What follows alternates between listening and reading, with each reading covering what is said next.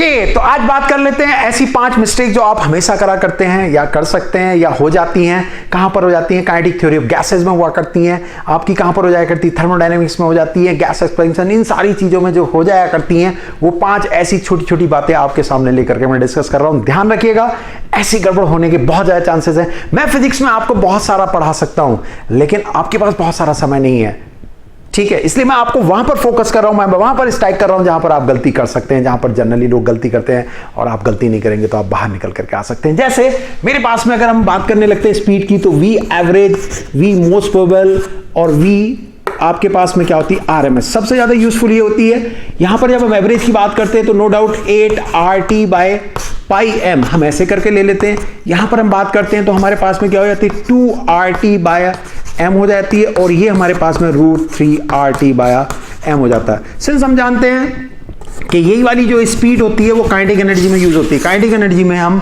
जो यूज करते हैं वो VRMS को यूज करा करते हैं। ध्यान रखिएगा, दिस इज वेरी इंपॉर्टेंट, बहुत इंपॉर्टेंट है अपने आप में ये। अब यहां पर जो हमारे पास में एक और बात आती है वो ये आया करती है कि इसको हम 3P बाय डेंसिटी V लिख सकते हैं। ये हमारे पास में गैस की क्या डेंसिटी है, प्रेशर है। इस बात पे अगर प्रेशर इक्वल है, डेंसिटी बाई चांस सेम है तो हमारे पास में VRMS भी सेम हो जाएगी। अब इनमें कौन छोटा बड़ा है वो आपको अपने आप दिखाई दे रहा है। ये आपका बड़ा है, ठीक है। ये हम अगर देखने लगते हैं यहां से तो ये हमारे पास में इसके बाद ये आएगा, इसके बाद ये आएगा। लेकिन यहां गलती जो होती है वो मैं आपको बोलता हूं, वो मैं आपको समझा रहा हूं। जैसे क्वेश्चन देगा वो कहेगा कि टेम्परेचर 127 डिग्री सेल्सियस पे O2 की VRMS बताइए। तो जो गड़बड़ होती है वो मैं आपको बताता हूं। हम क्या करते हैं? √3RT bye M. तो हमारे पास में इस वाले क्वेश्चन के अंदर सबसे पहली बात तो हम R क्या रखें? तो R को SI यूनिट में, क्योंकि हमें स्पीड निकालनी है, SI यूनिट में कितना होना चाहिए? 8.314 दैट शुड बी, ये हमारे पास में होना चाहिए। यहां पर मैं आपको एक ट्रिक बता देता हूं जो आपको काम आती है कि इन दोनों की मल्टीप्लिकेशन आप हमेशा याद करके जाइएगा। यहां पर इनकी मल्टीप्लिकेशन और यहां पर पूरी ये वाली वैल्यू की मल्टीप्लिकेशन, मैंने अपनी कई वीडियोस में इस बारे में जिक्र किया हुआ है, ट्रिक्स को समझाया हुआ है। तो इन दोनों की मल्टीप्लिकेशन अगर हम देखते हैं तो ये 25 के आसपास आती है। इसका मतलब ये क्या है? 5T by M. This is 5T by M. तो पहली बात तो ये कि जो R आपका होता है वो 8.314 होना चाहिए, मतलब 0.0821 नहीं, ये SI यूनिट होना चाहिए, न्यूटन वाली होनी चाहिए। दूसरी बात जो गलती करके आते हैं बच्चे, बहुत जल्दी से करते हैं कि ठीक है 3 रख देंगे, 8.314 रख देंगे, T आपका क्या रख देंगे? 400 रख देंगे और यहां क्या रख देंगे? 32। This is wrong. ये हमारे पास में मोलिकुलर वेट 32 है लेकिन हमें स्पीड निकालनी, SI यूनिट निकालनी है तो हमें ग्राम में नहीं किलोग्राम में रखना होगा। तो यहां पर हमारे पास में 10⁻⁻3, इट शुड बी 32 इंटू 10⁻⁻3। ये एक अपने आप में बहुत बड़ी मिस्टेक है। मैं आपको फिर बता रहा हूं आप गलती कहां पर करते हैं। एक मैंने आपको बताया कि आप R में गलती करते हैं, 8.314 नहीं रख करके आते हैं। दूसरी गलती आप करा करते हैं मोलिकुलर वेट में आप 32 ग्राम्स रख करके आ जाते हैं, but it should be in kilogram, मतलब 32 इंटू 10⁻³ होना चाहिए। याद रखना, भूलना नहीं है। देखिए मैंने आपको एक पहली गलती पकड़ाई, ठीक है, आपको आता होगा, अगर आपको आता है तो बहुत अच्छी बात है, ठीक है। दूसरी बात, इनकी डायरेक्ट वैल्यूज को आप निकाल लीजिए। डायरेक्ट वैल्यूज के हिसाब से अगर मैं देखता हूं तो ये हमारा 5 होगा, T बाय एम। इन दोनों को देखते हैं तो ये 16.6 ऐसे करके बैठ रहा है। जरा देखिए 16.6 कितना होता है? 4.1 के आसपास होता है। ये भी डायरेक्ट हो गया। मतलब आप फॉर्मूला ये मत मान के जाइए, ये मान के जाएंगे तो कैलकुलेशन में फंस जाएंगे। आप फॉर्मूला इसकी जगह पर ये मान के चलिए, ये मान के चलिए, और ऐसा ही फॉर्मूला इसकी mathematical 8 into R by pi की मैथमेटिकल रूट जब निकाल लेंगे तो एक आपका 4.6 करके वहां भी आएगा 4.6 √T बाय एम। ये आपका डायरेक्ट हो गया। T को ध्यान रखेंगे, it should be in KG, it should be in KG, remember it. 2 गलतियां आपकी मैंने दूर करवा दी हैं, ठीक है। तीसरी बात, अगर वो आपसे कहता है कि किसी कंटेनर के अंदर हमारे पास में मॉलिक्यूल्स हैं बहुत सारे, ठीक है, तो V एवरेज हमारे पास में क्या होगा? V1 plus V2 plus V3 करके, मतलब 3 है तो 3 का एवरेज, हमारे पास 5 है तो 5 का एवरेज हम इस तरह से लेकर के चले जाएंगे, 5 हो जाएंगे। लेकिन अगर वो आपसे कहता है कि किसी कंटेनर के अंदर एक सिंगल पार्टिकल था, हमारे पास में एक सिंगल पार्टिकल था, एक अकेला पार्टिकल था, वो कहेगा helium molecule is there, sorry helium atom is there, helium atom is there in a container, then find out the relation between VRMS, V most probable and V average. मतलब अगर हमारे पास में एक हीलियम एटम दिया हुआ है किसी container के अंदर तो आपको यह बताना है कि उसकी एवरेज, मोस्ट प्रोबेबल और RMS में क्या रिलेशन होगा। तो सिंस एक ही मॉलिक्यूल या एक ही एटम जब हुआ करता है तो अकेले का मतलब मैं हूं तो मेरा एवरेज क्या? मैं ही हूं। मेरी VRMS क्या? मैं ही हूं। मेरी मोस्ट प्रोबेबल क्या? मैं ही हूं। तो इसका मतलब क्या होगा कि VRMS is equal to V average is equal to V most probable. एक अकेले के लिए, अकेले का मतलब है सिंगल, सिंगल अगर आपका इस तरह से है तो उसके लिए एवरेज एवरेज सब कुछ सब एक ही जैसे हो जाएंगे। एक गलती ये और गड़बड़ ना हो जाए आपकी। एक और गड़बड़ आपके पास में क्या होती है, जो काइनेटिक एनर्जी हम इसमें निकालते हैं वो निकालते हैं हम 3/2 nRT। दिस इज करेक्ट, बिल्कुल सही है, ठीक है। अगर वो हमसे कहता है कि बताइए इस n को इसके नीचे ले जाते हैं तो काइनेटिक एनर्जी इस तरह से बाया n होती है, तो ये 3/2 RT होता है। मतलब इसकी अगर मैं बात करूंगा तो काइनेटिक एनर्जी एवरेज कहते हैं हम इसे, मोलिकुलर या फिर एवरेज, इसको हम क्या बोलते हैं, molar kinetic energy. Molar kinetic energy, ध्यान रखेंगे, मोलर काइनेटिक एनर्जी या एवरेज काइनेटिक एनर्जी किस बात पे डिपेंड कर रही है, केवल टेम्परेचर पे। किस पे डिपेंड करती है साहब, केवल टेम्परेचर पे डिपेंड करती है और किसी बात पे डिपेंड नहीं करती। वो आपसे कहेगा कि 20 मोल्स O2 के हैं, 40 मोल्स He के हैं, ठीक है, इसका टेम्परेचर 127 डिग्री सेल्सियस, इसका टेम्परेचर 127 डिग्री है, तो बताइए क्या कहेगा, बताइए इनकी एवरेज काइनेटिक एनर्जी का रेशियो क्या होगा। मतलब इसका टेम्परेचर हमें दिया हुआ है तो आपसे कहेगा एवरेज काइनेटिक एनर्जी का रेशियो कितना होगा। तो एवरेज काइनेटिक एनर्जी का मतलब है इस वाले का, इसमें केवल डिपेंडेंसी किस पे, टेम्परेचर पे, दोनों के टेम्परेचर कैसे हैं, सेम, तो एवरेज काइनेटिक एनर्जी भी कैसी होगी, सेम, दैट्स ऑल। एक और गड़बड़ जो आपसे कराता है, वो आपसे क्या कराया करता है, वो आपसे कहेगा कि हीलियम हमारे पास में जो था वो 100 डिग्री सेल्सियस पे था, ऑक्सीजन हमारे पास में 400 डिग्री सेल्सियस पे था, तो आपको काइनेटिक एनर्जी का रेशियो बताइए, एवरेज काइनेटिक एनर्जी का रेशियो बताइए। तो सीधी सी बात क्या हो जाएगी, हम जनरली क्या सोचते हैं 400 इस तरह से, मतलब जल्दबाजी में दिमाग के अंदर ये रहता है, ऑप्शंस हमारे पास में इस तरह से लिखे होंगे 1:4 वगैरह। नहीं साहब, गड़बड़ है। क्या होना चाहिए, it should be in kelvin. Degree Celsius को किस में कन्वर्ट करना, आपको केल्विन में कन्वर्ट करना, रिमेंबर इट, ध्यान रखिएगा, भूलना नहीं है बिल्कुल भी आपको, उसको आपको किस में कन्वर्ट करना, केल्विन में कन्वर्ट करना पहले। तो ये आपका केस में क्या होगा, केस एक्चुअल में ये होगा 273 पे 100 upon 273 plus 400, this should be, ये होना चाहिए, ये होना चाहिए, याद रखिएगा आप इस चीज को। तो एग्जामिनेशंस में ये गड़बड़े ना हो जाए इसलिए मैं आपको ट्रिक्स, टेक्निक और बातें समझा रहा हूं।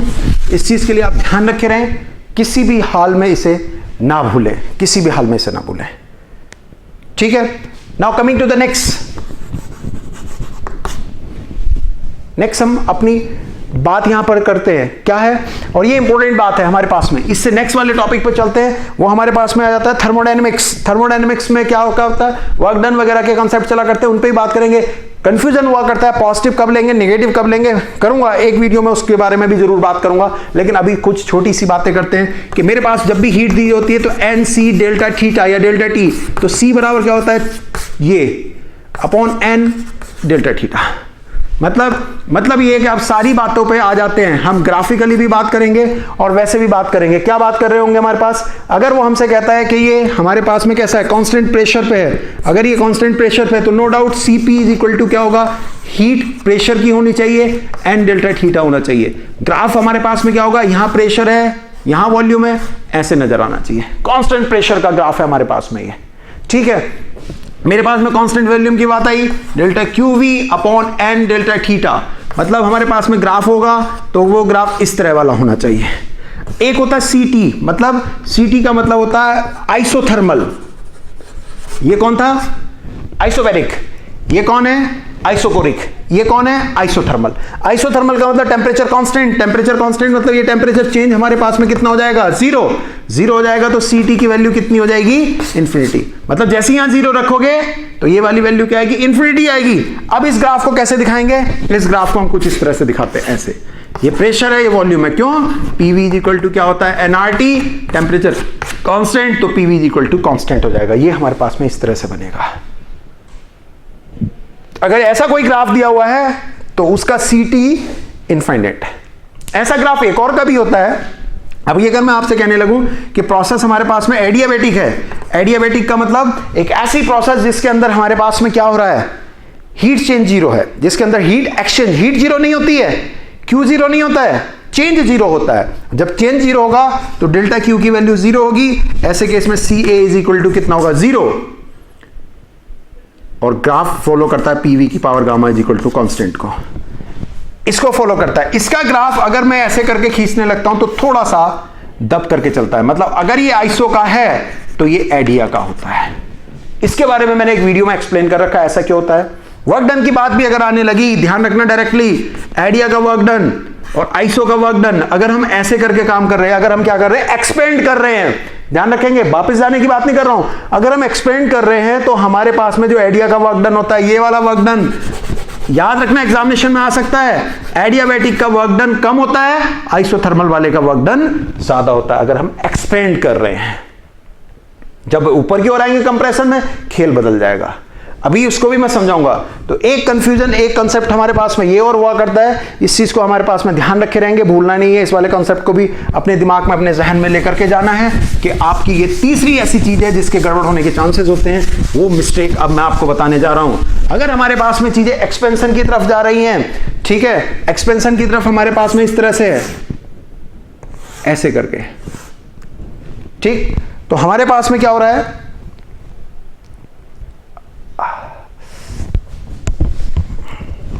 अरे यार ये चोट दर्द मार देती है कभी कभी। चलिए, ये हमारे पास में क्या है, आइसोथर्मल का है, ये मेरे पास में क्या है, एडियाबैटिक का है। अगर हम एक्सपेंड कर रहे हैं, ठीक है, और अगर हम इसी चीज को वापस लेकर के जाते हैं तो ये खेल बदल जाता है, मतलब यहां पर ये आइसो होगा और ये एडिया होगा, रिमेंबर इट। कंप्रेशन में उल्टा। तो एक गलती और जो हो जाती है वो भी मैं आपको यहां समझा दे रहा हूं, वो मैं यहां पर समझा देता हूं। इरिवर्सल प्रोसेस की हम बात कर रहे होते हैं, तो ये हमारे पास में इस तरह से हो जाया करता है कि ये आइसोथर्मल होगा और ये वाला हमारे पास में क्या होगा, एडियाबैटिक होगा। कभी गड़बड़ मत करना, कभी गड़बड़ मत करना, ध्यान रखना, ये बहुत इंपॉर्टेंट बात मैं अब आपको समझाने जा रहा हूं। वर्क डन का गेम ही पलट जाया करता है, गेम ही बदल जाया करता है।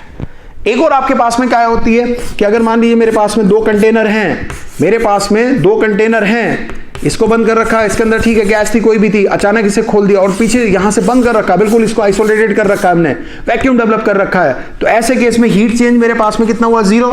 ऐसे केस में वर्क डन क्या होता है, 0। ये दिस इज एडियाबैटिक प्रोसेस, हम एडियाबैटिक की बात कर रहे हैं, तो ऐसे में हमारे पास में इंटरनल एनर्जी चेंज भी 0 होता है, मतलब final is equal to initial रहता है। ये और याद रखेंगे, मतलब एक कंटेनर था, उसके अंदर एक गैस ले रखी थी, उसको हमने आइसोथर्मली, ठीक है, एडियाबैटिकली उसको कंसेप्ट कर दिया, मतलब हीट का आना जाना उसका क्या कर दिया, बंद कर दिया, और अचानक हमने इसको जैसे ही खोला दूसरे वाले में तो इसकी तरफ को जाने लगा, तो ये सारी बातें हमारे पास में हो जाया करती हैं। याद रखिएगा, this is a very very very important concept. ये हमारे अपने आप में बहुत इंपॉर्टेंट कंसेप्ट होता है जिसे आपको कभी भी भूलना नहीं होता है। ऑलवेज रिमेंबर, मतलब एक ही लैंग्वेज में कहूंगा, always remember, always remember, always remember. किसी भी हाल आपको इस चीज को भूलना नहीं है, नहीं है, नहीं है। ध्यान रखे रहेंगे, कोई गड़बड़, किसी तरह की कोई गड़बड़, कोई बात, ठीक है, करें आगे की और बात। चलिए, तो नेक्स्ट उसमें आपसे बात करेंगे कुछ और इंपॉर्टेंट चीजों की, कुछ और इंपॉर्टेंट बातों की, कुछ और इंपॉर्टेंट कॉन्सेप्ट्स की, जिनके ऊपर हम लोग आपसे डिस्कस करेंगे और बहुत इंपॉर्टेंट बातों को लेकर के चलेंगे। तो तैयार रहिए नए उस कॉन्सेप्ट के लिए, नई उन बातों के लिए जो मैं आपको बताने जा रहा हूं। थर्मोडायनेमिक्स का ये पार्ट 1 था, थर्मोडायनेमिक्स का एक पार्ट और आएगा जिसके अंदर मैं आपको कुछ और ऐसी बातें बता रहा हूं जहां पर आप गलतियां करते हैं, जहां पर आप कॉन्सेप्ट्स को भूलते रहते हैं। ठीक है साहब, चलिए बताता हूं आपको।